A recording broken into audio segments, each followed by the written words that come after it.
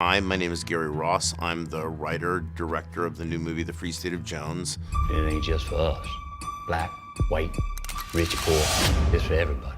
And I'm here to talk about 4 myths about the Civil War era. Myth number 1, the Civil War was not about slavery. Yes, this is a myth. The Civil War was absolutely about slavery. In fact, the crisis that led to secession on the part of the southern states was created when an anti-slavery candidate, Abraham Lincoln, was elected president of the United States. The fact that Lincoln fought to, in his own words, preserve the Union should not be confused with the root causes of the war.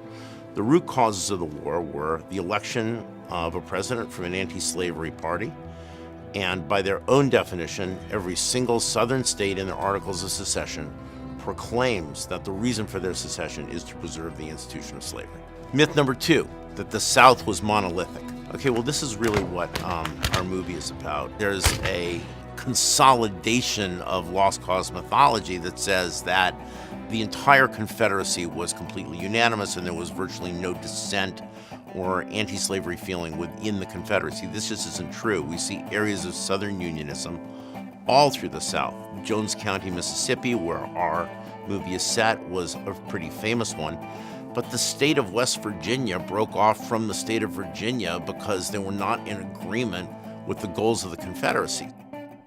There's a number of pockets of unionism that ran all through the South, and it's something that was far from unanimous. It's just been kind of ignored in the retelling of history. Myth number 3 is that emancipation meant immediate freedom for the slaves who were, quote, freed. It did not. No sooner was emancipation granted by the 13th Amendment than Andrew Johnson immediately began repatriating Confederates, giving them their land and their power back through blanket amnesties that were signed that entire summer. They instituted a series of laws that came to be known as the Black Codes, which were draconian and pretty terrible. For example, minor children could be apprenticed, which was just a euphemism for another form of slavery. Vagrancy laws were put into effect where the freedmen could not venture off the plantation or they would be arrested for vagrancy and then sentenced to work on a plantation. No African Americans could ply a trade without a license, which were very, very rarely granted. African Americans were not allowed to testify at trial or serve on juries.